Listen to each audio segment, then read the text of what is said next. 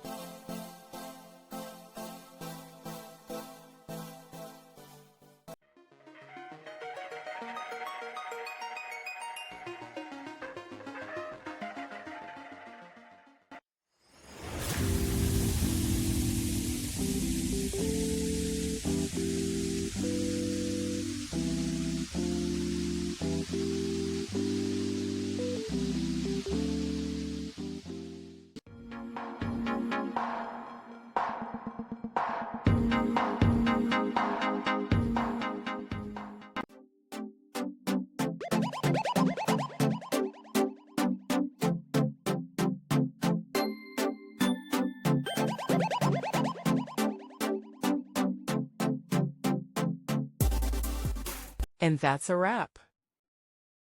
I hope you found the answer you were looking for.